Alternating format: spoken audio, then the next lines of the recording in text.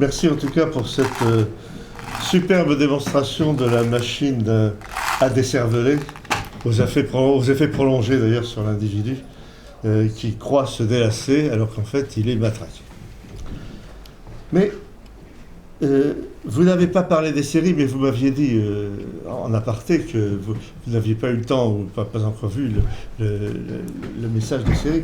Je crois que le message actuel est en train d'évoluer. J'aimerais vous poser une question à ce sujet. Est-ce que, après ce que vous avez démontré, le message qui est véhiculé par le cinéma et les séries, enfin tout l'univers médiatique américain, n'est pas en quelque sorte tourné maintenant contre le blanc, contre l'État organisé et soutient le conflit racial, mais à l'envers. Alors, je vais prendre quelques exemples pour préciser ma pensée. Le blanc dégénéré. Alors, c'est la série Dexter. Je ne sais pas si vous la connaissez, où il est manifestement pervers. Le héros est manifestement pervers et malade, mais c'est le héros. Et on lui donne des tas d'excuses. Mais il découpe les gens après après leur avoir complètement enlevé le sang, et il les découpe en petits morceaux. Et il le refait chaque fois, mais seulement il est gentil, parce que s'il le fait, c'est parce que c'était des méchants. Mais lui, il est gentil. Donc déjà, première perversion de la notion du blanc dégénéré. Celui qui se pervertit lui-même, le blanc, c'est la série Breaking Bad. Je ne sais pas si vous l'avez vu. Dans cette série Breaking Bad, vous avez un professeur de chimie qui est atteint d'un cancer et qui, pour avoir l'argent nécessaire aux soins que nécessite sa maladie, va se mettre à fabriquer de la drogue dure. Et petit à petit, il oublie pourquoi il a commencé à faire cette drogue et il devient un des grands narcotrafiquants des États-Unis. Avec plaisir d'ailleurs, il le fait. L'État blanc pourri. L'État blanc pourri, c'est la série House of Cards. Je ne sais pas si vous l'avez vu. Où vraiment, le House of Cards, ça veut dire le château de cartes, c'est la Maison Blanche, qui est l'enjeu de lutte pour le pouvoir les plus obscènes et les plus abominables. Y compris le meurtre, d'ailleurs. Le meurtre, le futur président des États-Unis balance une journaliste sous un train. C'est dans la série. Et c'est l'État blanc. Parce que les Noirs sont toujours gentils. Le Noir, c'est celui chez qui il va manger des plats de côte de porc. Et il les fait très bien. C'est le meilleur plat de côte. Oui. Mais il y a aussi un lobbyiste très intelligent noir dans House of Cards. Et il y a aussi un lobbyiste très intelligent, effectivement, merci de me le rappeler, dans House of Cards. C'est l'État blanc, pervers et totalitaire. C'est Handmaid's Tale. La servante écarlate, je ne sais pas si vous avez vu aussi cela, où l'Amérique est devenue sous la tutelle de blancs religieux qui martyrisent et qui mettent en esclavage les femmes, purement et simplement. C'est l'État blanc, violent et pervers, c'est Prison Break, où il y a un gigantesque complot ourdi par la Maison Blanche et qui fait que c'est une blanche, d'ailleurs c'est une femme, etc. C'est le conflit racial et la suprématie des Noirs. Dans le film USS Alabama, je ne sais pas si vous l'avez vu, où il y a le méchant commandant blanc et le bon adjoint noir qui va lui faire la leçon et qui va finalement le désarmer. Et puis c'est le consumérisme comme seule règle absolue, l'État marchand, la société marchande dans sa plus totale présentation, c'est Mad Men. Je ne sais pas si vous avez vu cette série, et où la seule loi, c'est celle de la publicité, c'est celle de faire de l'argent. Alors, que pensez-vous de cette évolution, Pierre Canessa ? D'abord, je crois que vous avez les éléments d'un bouquin, là. Vous avez les éléments pour faire un bouquin sur les séries américaines. La série a introduit quelque chose de nouveau par rapport au cinéma. Enfin, l'exemple que j'ai choisi moi, c'est qu'elle séquence, si vous voulez, le maintien en condition opérationnelle du spectateur. C'est-à-dire que vous ne terminez jamais un épisode sans annoncer que dans le prochain, il va y avoir encore pire. Donc c'est une autre mécanique de construction. Et la deuxième remarque que je ferai, notamment pour House of Cards, qui est à peu près la seule série que j'ai regardée, c'est que autant ce cinéma est critique quand il touche à l'intérieur de la société américaine, autant il est complètement propagandiste dès qu'on touche au domaine de l'autre. Ce que vous me dites me prouve simplement que les Noirs sont devenus des citoyens. américain. Ce que vous disiez, monsieur, sur le fait qu'il y a un lobbyiste noir aujourd'hui. Vous savez, ils ont même réussi à faire un film avec Kevin Costner, revenant des croisades, et il revient avec un compagnon noir musulman. C'est pour vous dire que vraiment c'est très écuménique comme cinéma. Et vous avez aujourd'hui, donc, ce cinéma obéit à ce que les règles de la société américaine doivent considérer comme politiquement correct. Aujourd'hui, vous allez avoir obligatoirement une pincée de noir, une pincée de jaune, etc. Il n'y a plus de rouge, donc c'est plus la peine. Mais vous allez demain avoir des LGBT, si vous voulez, qui vont venir se mêler au Expendables. Sinon, ça veut dire que ce ne sera pas un film correct. Donc, je crois qu'il faut faire attention. Moi, je ne me suis intéressé, encore une fois, qu'à celui que la société américaine va considérer comme un autre. Il y a une chose qui m'a beaucoup frappé. Moi, j'étais aux États-Unis, je prends un taxi et c'était un Sud-Américain. Je ne sais pas d'où il était, peu importe. Donc, je lui parle en espagnol, il me répond en anglais. Je continue à lui parler en espagnol, il me répond en anglais. Donc, en fait, ce type voulait montrer qu'il était américain. Et ce processus-là est assez extraordinaire parce que ça veut dire que au moment où vous êtes entré dans cette société, vous y avez votre place, vous êtes devenu américain. Et c'est étonnant parce qu'on se dit, c'est une société composite par nature, il y a des origines de partout, etc. Mais c'est une société qui n'est pas du tout tournée vers l'extérieur. Par exemple, la moitié des congressistes n'ont pas de passeport. La moitié des congressistes américains n'ont pas de passeport. Ça veut dire que le monde entier ne les intéresse pas. Voilà. Donc, je ne peux pas répondre à vos séries, hein, probablement vous avez raison, mais je ne peux que vous inciter, et puis chez Lafon ils prendront, donc, sur les séries. Moi, merci beaucoup. Première question. C'était juste une réaction. Oui, j'ai noté. L'épisode avec le taxi, c'était en quelle année? L'épisode, pardon? Avec le chauffeur de taxi à qui vous parliez espagnol. Bon, c'était il y a une quinzaine d'années. Parce que je pense que les amis ont quand même pas mal évolué. Je veux dire, il y a moins de volonté d'intégration. Vous savez, c'est très difficile à dire, encore une fois, hein, parce que c'est très difficile à dire, parce qu'effectivement, vous allez avoir ce processus, si vous voulez, où le type va de toute façon rentrer au pays. Quand il rentre au pays, il est considéré comme américain. C'est le problème de nos Maghrébins, si vous voulez. Quand ils rentrent au pays, ils sont considérés comme français, quand ils sont ici, ils se considèrent comme maghrébins. Donc cette intégration, c'est un processus complexe, mais ce qui m'a frappé, si vous voulez, c'est ce refus de dire qu'il pouvait être d'une autre origine qu'américaine, c'est tout. Je ne vais pas plus loin. Monsieur. Je crois que l'essentiel, c'est la poussée du politiquement correct depuis de très nombreuses années, pas seulement dans la culture française, mais effectivement surtout dans le cinéma américain. Et vous l'avez évoqué au début de votre allocution, en parlant de quand vous évoquiez le film Les 7 mercenaires, vous avez dit il manque un noir et un LGBT. Ouais. Ça, c'est politiquement correct. C'est plus du tout le cinéma des années 50 où la population anglo-saxonne, puritaine était encore largement majoritaire, imprégnée des vieilles valeurs occidentales, chrétiennes, puritaines, on peut appeler ça comme on veut, mais des siècles précédents. La machine de propagande a avancé doucement. En 1950, on ne pouvait pas faire un film avec deux hommes qui s'embrassent goulûment en première scène. Aujourd'hui, c'est possible. Moi, je l'ai vu depuis 2009, sur Arte, 21h, deux hommes qui s'embrassent. Dans la série, puisque monsieur, vous aimez les séries, il y a une très très bonne série qui s'intitule Six Pieds sous terre, Six Feet Under. C'est excellent comme série, mais c'est très très politiquement correct. Et je ne pouvais pas voir deux hommes qui s'embrassaient sur un écran. Et à force, la série aidant, et c'était tellement intéressant. Un blanc et un noir. Au bout. Oui, de complexifier. Effectivement, mais bon, alors, en l'occurrence, c'est sur la bouche hier. Un blanc et un noir. Le noir est policier. Et au bout de plusieurs saisons, et ben, vous regardez ce que vous ne pouviez pas regarder auparavant. Ça, c'est politiquement correct. Et je crois que c'est ça l'essentiel aujourd'hui. Là, dans votre livre, que j'ai lu attentivement, qui correspond exactement à l'allocution que vous venez de faire, vous nous montrez que le cinéma américain est essentiellement raciste. Et moi, franchement, quand j'ai lu votre livre, je me suis dit, c'est un article d'Ignacio Ramonet dans Le Monde diplomatique. C'est exactement ça. C'est-à-dire, on dénonce le cinéma américain anti-indien, anti-noir, anti-japonais, anti-asiatique, anti-arabe, anti-russe. Ça, vous l'avez bien vu dans votre livre, anti-russe et chrétien-russe.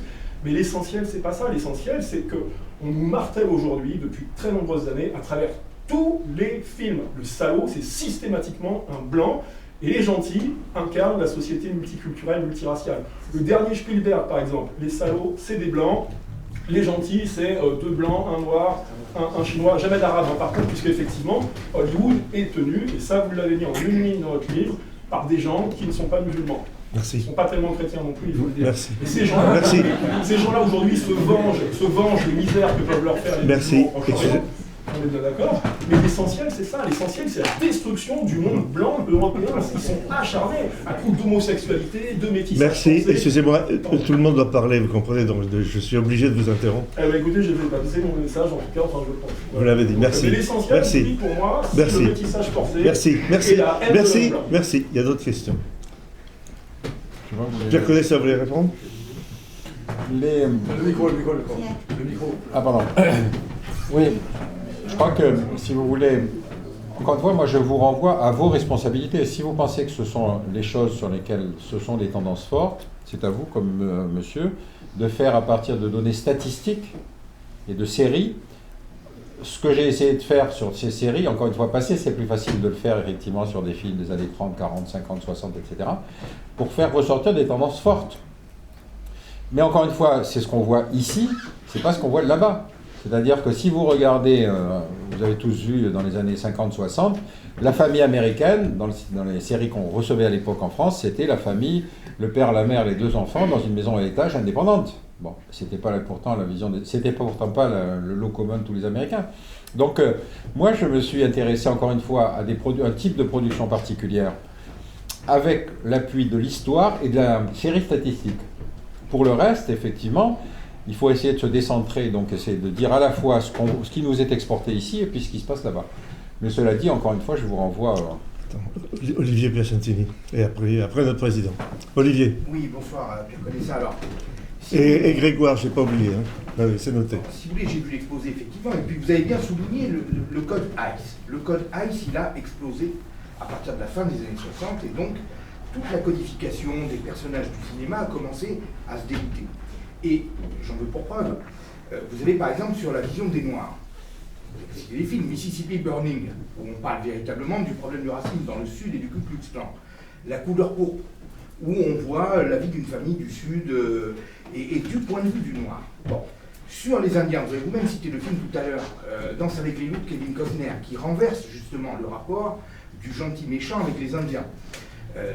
Et par rapport également à la guerre, vous avez eu des films à partir des années 60 comme Johnny s'en va en guerre, qui est un magnifique film d'ailleurs, en parenthèse, hein, ou Good Morning Vietnam, etc. Alors effectivement, il a subsisté même après cette période de contre-culture, le cinéma patriotique, un peu genre Rambo, Chuck Norris, etc., comme vous l'avez dit, mais derrière tout ça, il y a quand même... c'est largement contrebalancé par des productions très intéressantes d'ailleurs, mais qui remettent tout ça en question.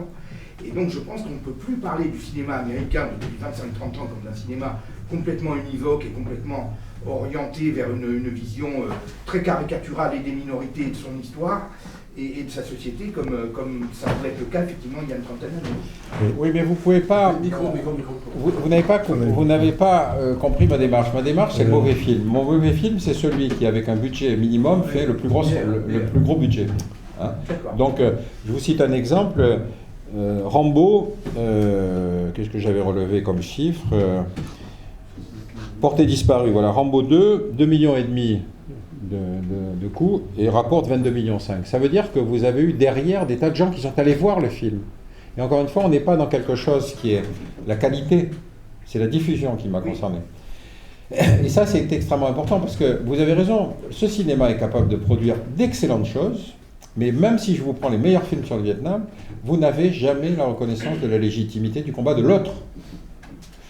Quand vous regardez, par exemple, ce qui a été fait sur 20 ans dans les Aurès, le film de René Alliot, sur la guerre d'Algérie, c'est un type, un soldat français qui, pour ne pas faire la corvée de bois, décide de déserter, d'emmener son prisonnier en Tunisie. Bon.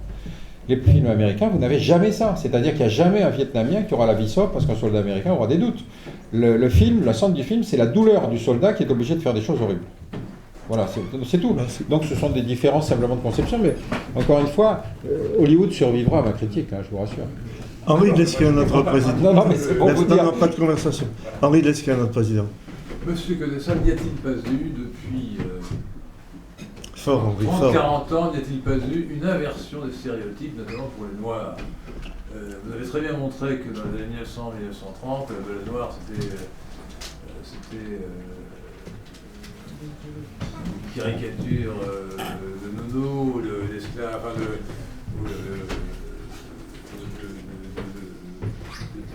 pardon, donc le tome, oui. Ouais. Et maintenant, systématiquement, que ce soit dans la série ou dans les films, le noir est promu. On n'imagine plus aujourd'hui qu'un noir soit présenté comme un personnage négatif. Quasiment jamais. Ils sont toujours positifs. Toujours positifs. Dans les films qui sont produits depuis 20 ou 30 ans, à la suite du mouvement des droits civiques, à la suite de la montée du politiquement correct, que j'appellerais le cosmopolitiquement correct, il y a une inversion du stéréotype. Et à tel point maintenant que Hollywood, pas seulement Hollywood, la BBC fait pareil, mais des acteurs noirs, enfin demande des acteurs noirs de jouer des personnages historiques comme Jules César. Bon. Donc il y a aujourd'hui, depuis une trentaine d'années, une promotion du noir et aussi du métissage, qui n'était pas du tout le cas dans les films que vous avez présentés des années 1920 et 1940. Bon.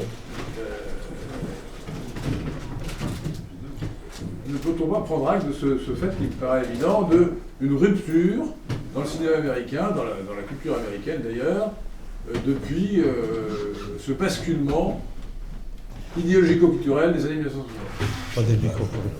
Je crois que je ne tiendrai pas le même raisonnement que vous. Encore une fois, l'homme important dans le système hollywoodien, c'est le producteur. Les Noirs américains ont disparu du cinéma américain à partir du moment où, si vous voulez, n'étant plus, comment il y avait ce processus d'intégration, si vous voulez, ça n'était plus un sujet, il avait été usé jusqu'à la corde, donc ça disparaît grosso modo entre les années 30-40 jusqu'aux années 60. Bon. Mais ça ne va pas revenir à cause du mouvement des droits civiques, ça va revenir parce que les Noirs commencent à produire leur propre cinéma. C'est ce qu'on appelle la blaxploitation, c'est-à-dire qu'ils vont faire les mêmes critères que les films blancs, mais avec des acteurs noirs. Le producteur, se rendant compte qu'en faisant des films avec des noirs, il peut gagner autant d'argent, il dit, c'est pas grave, s'il y a des acteurs noirs bankable, on prend les acteurs noirs. Donc c'est pas le raisonnement de la démarche du cosmopolitisme, c'est la démarche du producteur qui se dit, si ça rapporte du pognon, ça viendra. Bruce Lee, il a réussi parce que ses films ont marché, mais il est devenu un héros hollywoodien. Je veux dire. Encore une fois, c'est pas une démarche politique, c'est une démarche marchande.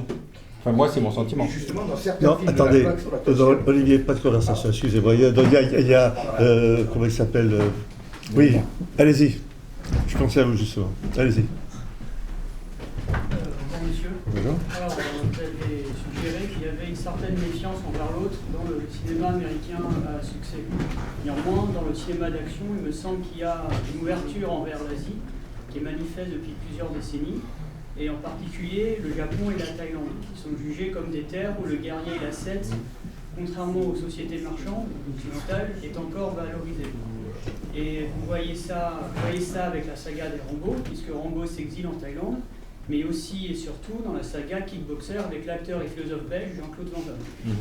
Parce que Jean-Claude Van Damme devient un guerrier thaïlandais, il appelle le guerrier blanc dans le premier opus, Kickboxer. Est-ce que cette vision de la Thaïlande en cinéma d'action américain vous semble légitime ? Elle est légitime à partir du moment... Encore une fois, si vous voulez, le cinéma américain est une production industrielle. Donc s'il y a des styles qui disparaissent, il faut en trouver de nouveaux. Et si effectivement on peut faire... L'Asie est quand même une puissance en expansion. Donc le fait que le cinéma américain puisse faire ressortir des héros positifs en Asie, ça me paraît pas... Il n'y a rien d'extraordinaire. Mais rappelez-vous quand même que cette série où vous aviez l'acteur, comment il s'appelait, David Carradine, là, vous savez, qui était censé jouer un moine Shaolin, il avait quand même choisi un acteur hollywoodien. Je ne sais pas si c'est pas de votre génération, mais enfin nous on a été bercés par ça, toute une série qui chaque semaine nous faisait de ce type un héros qui est un redresseur de tort et qui sans armes, si vous voulez, arrivait à l'emporter. Bon. Donc le fait qu'on régénère le système ne me paraît pas extraordinaire. Encore une fois, je vous signale que le noir, c'est le noir américain quand même. C'est quand même une différence. C'est pas un noir africain, c'est pas un noir... Il n'y a pas d'arabe. Et les asiatiques, c'est les asiatiques qui suscitent le respect. C'est les japonais, les coréens, etc. C'est chez les chinois, ces gens-là qui sont effectivement maintenant nos égaux. Donc encore une fois, c'est pas une démarche de cosmopolitisme inversé. C'est une prise en compte de ce qu'est aujourd'hui la réalité du monde. Maintenant, je reviens une minute sur les films de guerre. Vous savez... Clausewitz parle du brouillard de la guerre. C'est-à-dire, il dit, dans la guerre, on n'a qu'un seul souci, c'est de ne pas se faire tuer. C'est-à-dire qu'on essaye de savoir où sont ses amis, où sont ses ennemis, et on se cache la plupart du temps. Bon. Vous ne pouvez pas faire de Rambo un type qui se cache. C'est pas possible. Vous le faites debout, avec une mitraillette dans chaque main, qui tire autour de lui et qui fait mouche à chaque fois. Donc, toutes les règles de la représentation de la guerre pour les Américains, ce sont des modalités qui sont des modalités cinématographiques. Et ça, c'est très important parce que ça veut dire que le rapport au déclenchement de la guerre aux États-Unis n'a rien à voir avec nous. Si vous expliquez aux Allemands ce que c'est que la guerre, il y a encore des gens qui sont vivants et qui savent ce que c'est qu'une ville rasée, des tickets de rationnement, des points d'eau où il fallait faire des réserves. Les Américains ne savent pas ce que c'est. Et donc la médiation guerrière avec le monde environnant, elle est uniquement cinématographique. Et c'est ça que j'ai essayé de discuter. Encore une fois, l'autre, il n'a pas de légitimité intellectuelle. Et puis en plus, quand on arrive à le massacrer comme ça, c'est pas un problème. Alors j'ai oublié de vous dire effectivement pourquoi Rambo l'emportait, parce qu'il était à 87 morts, tandis que Chuck Norris n'en était qu'à 59. Vous voyez, c'est pas... Alors, non, ben, je reviendrai après là-dessus, on va continuer les questions. Oui, monsieur. Oui, alors j'ai pas lu votre livre, mais je me base donc sur votre exposé. Il me semble que vous Parlez fort, s'il vous plaît. Il me semble, donc j'ai pas lu votre livre, mais j'ai écouté attentivement votre exposé. Il me semble que vous oubliez, en tout cas vous ne l'évoquez pas, la dimension idéologique.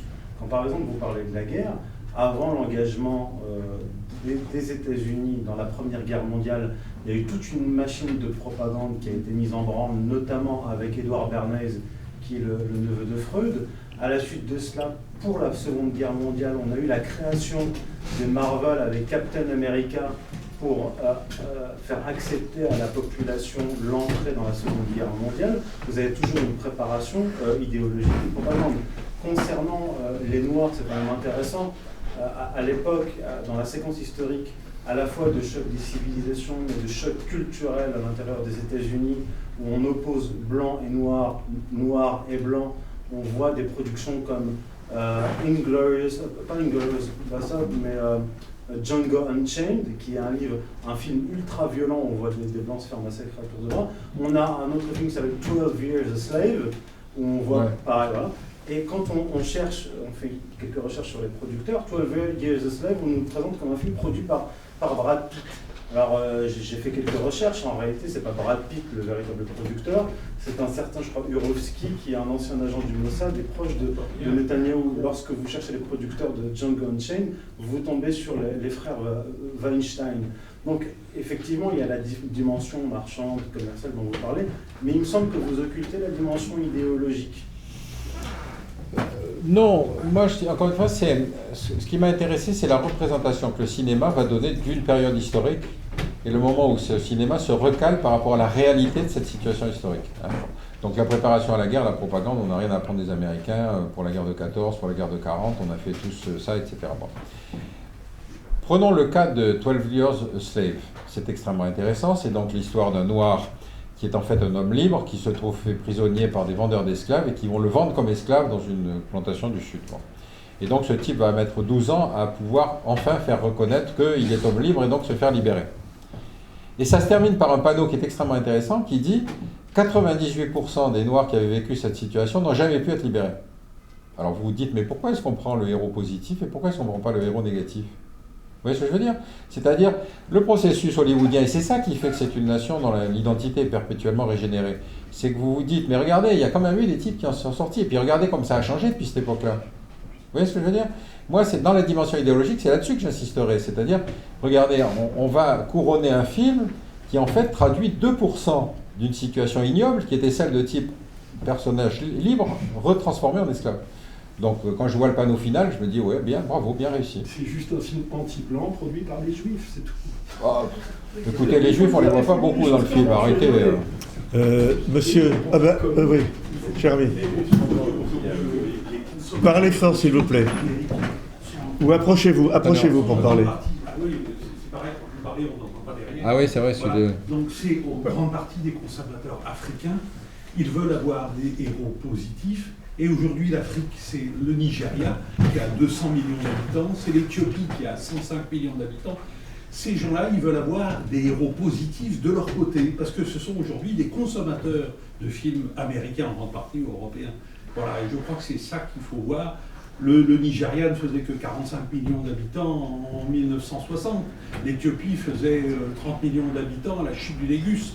Donc vous voyez, c'est l'explosion démographique de ces pays. Aujourd'hui, 40% des naissances sont du monde entier sont dans le sud, dans le Sahel, c'est-à-dire au sud de Dakar, Addis Abeba, voilà, pour le monde entier. Donc ces gens-là, ils veulent avoir des héros positifs.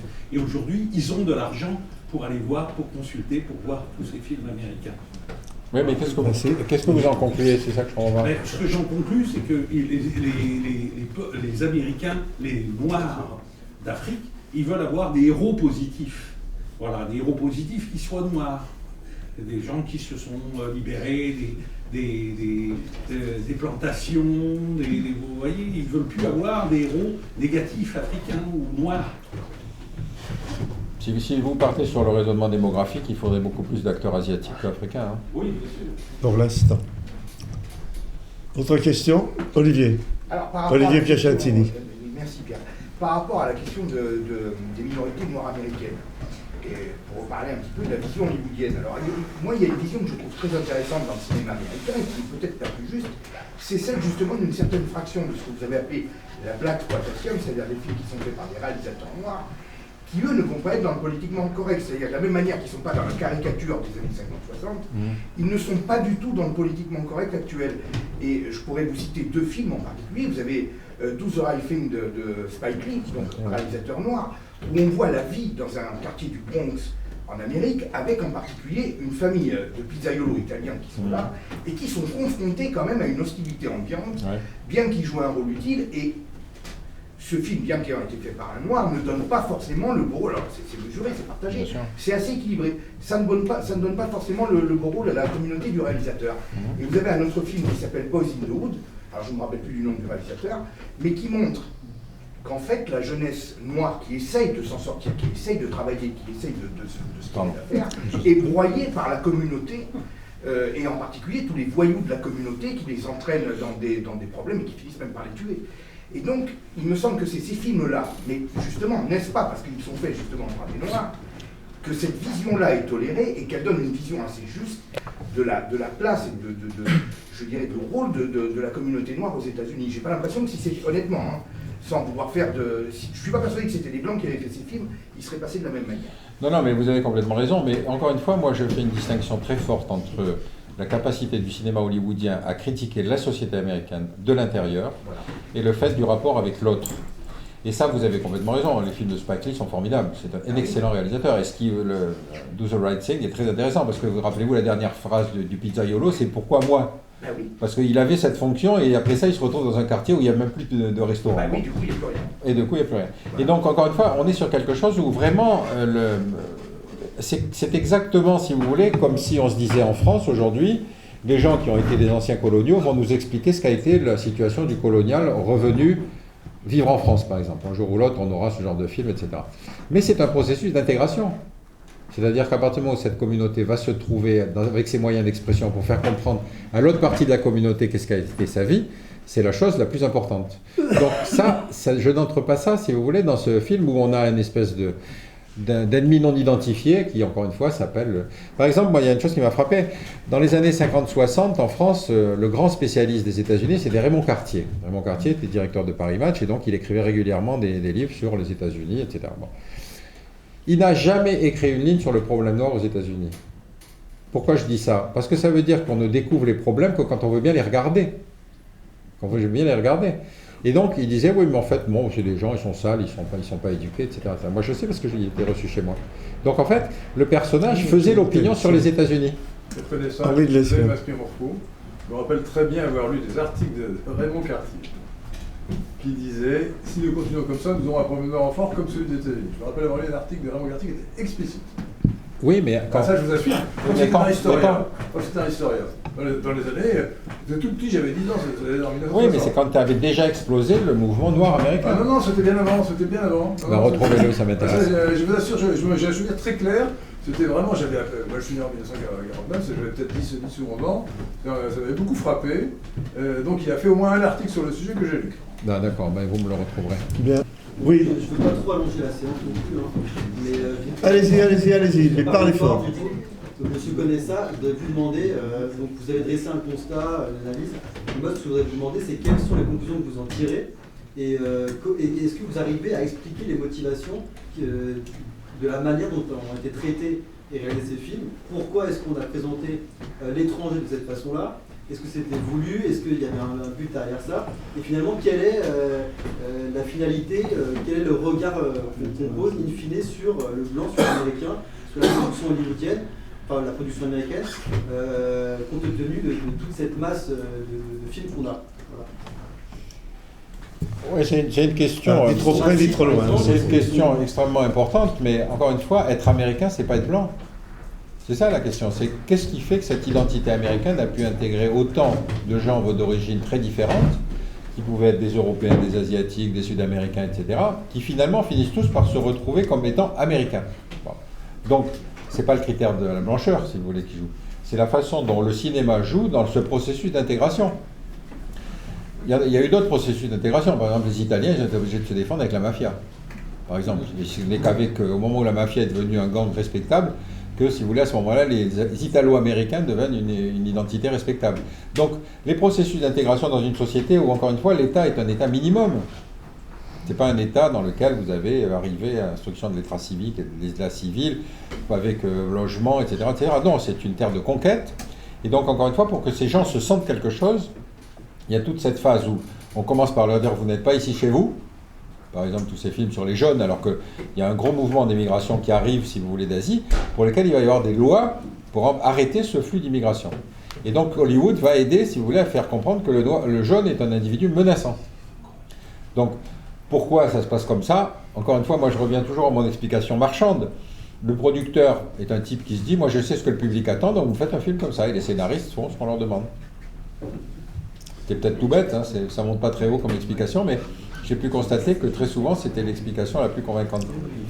Un grand merci en tout cas, Pierre Conessa, pour votre disponibilité, pour les échanges très libres.